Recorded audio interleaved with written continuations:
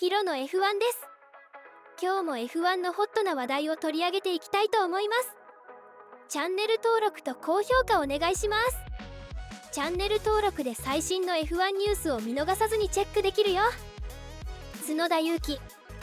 V カーブチームでいつかレッドブルやフェルスタッペンと競い合うの話題です。ビザキャッシュアップ RB の角田裕樹は、チームの目標はポイント圏内に入ることだけでなく、将来的にはレッドブルと競争することだと語っています。同時にビザキャッシュアップ RB はレッドブルとより緊密に協力するつもりであり、チームの競争力を高めることを期待しています。最終的にはレッドブルレーシングやマックス・フェルスタッペンと競い合いたいと考えています。しかし4シーズン目の F1 シーズンを迎える角田選手は、これはチームの長期的なビジョンだと強調しています。レッドブルレーシングとより緊密に仕事をするのはいいことだと思う。ここ数年彼らは圧倒的な強さを見せている。彼らの経験と知識によって上位8台と戦えるコンマ数秒が増えることを期待していると角田選手は語っています。角田選手は2023年シーズンアルファタウリの25ポイント中17ポイントを獲得するなど安定した成績を残しています。角田は毎シーズン次のキャンペーンで契約を更新するために戦い続けてきたが、4シーズン目の契約はおそらく全ての関係者にとって最も簡単な選択肢だっただろう。情報筋によれば角田は今シーズンもホンダの資金援助を含むバックアップを受けるというが、ローラン・メキースが言うように、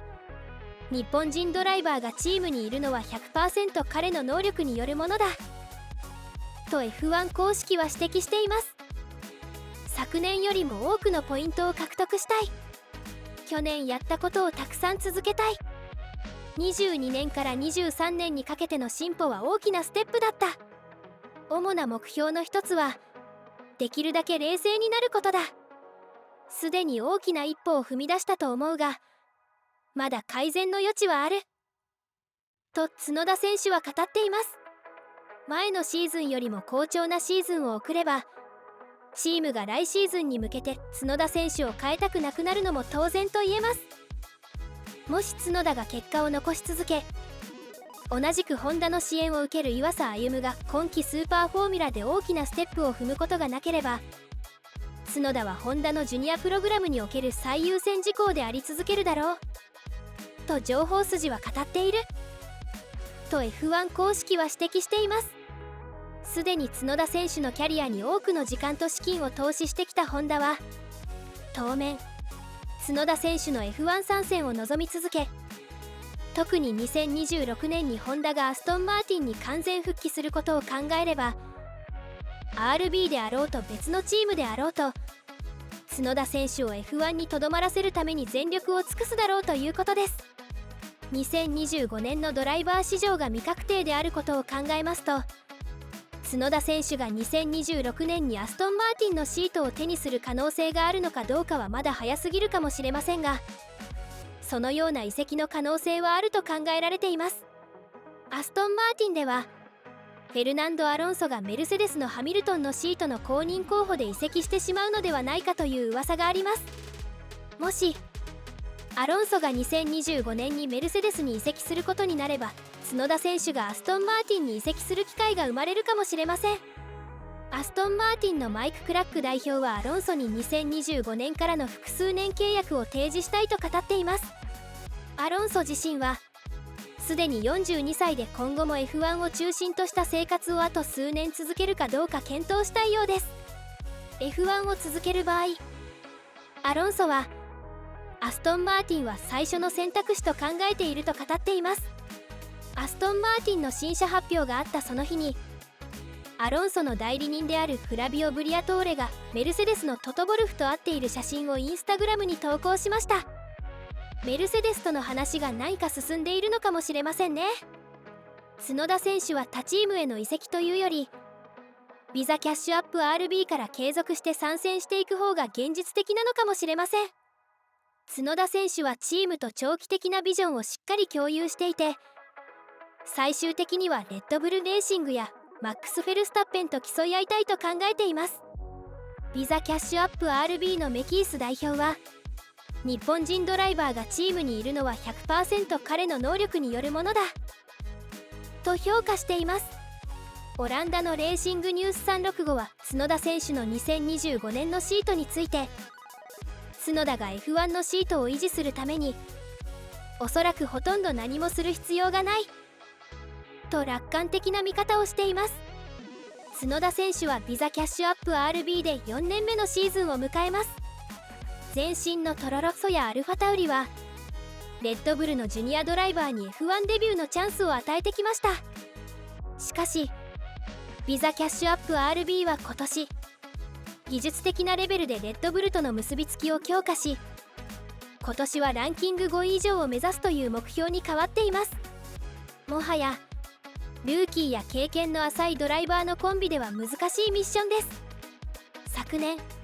チームの CEO であるピーター・バイエルはレーシングニュース365に対し、将来的にチームは2人のジュニアでレースをすることはないと語っていました。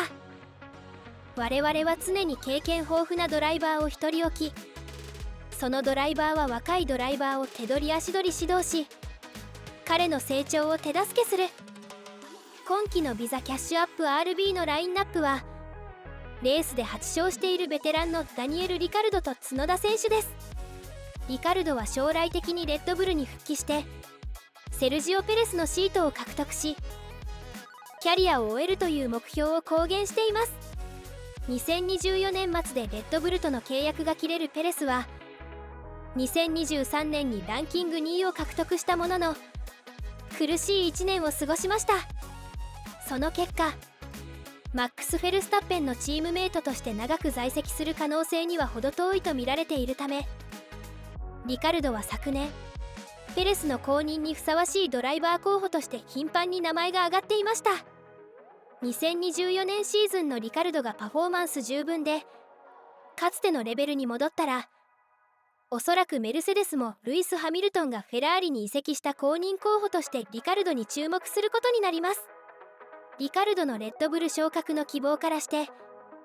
リカルドの将来はビザキャッシュアップ RB にあるわけではなさそうです。またファエンツァのチームで過去にしばしば起きた非常なシート剥奪などは起きにくいかもしれません。角田選手の契約は2024年末に切れますが、2025年に他のチームでチャンスを得られない場合、角田選手は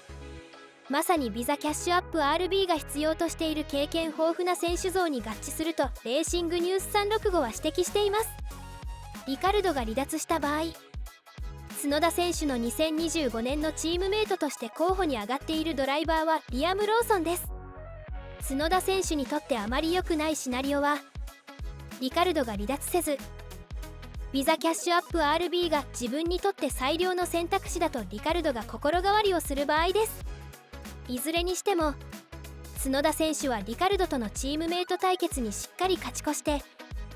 2025年以降も F1 で引き続き頑張ってほしいですね。いずれビザキャッシュアップ RB のマシンが進化して角田選手がレッドブルと競い合う姿が見られたらいいですね。角田裕樹 V カーブチームでいつかレッドブルやフェルスタッペンと競い合うの話題でした。チャンネル登録と高評価お願いします。チャンネル登録で最新の F1 ニュースを見逃さずにチェックできるよ。最後までご視聴ありがとうございました。次回のヒロの F1 をお楽しみに。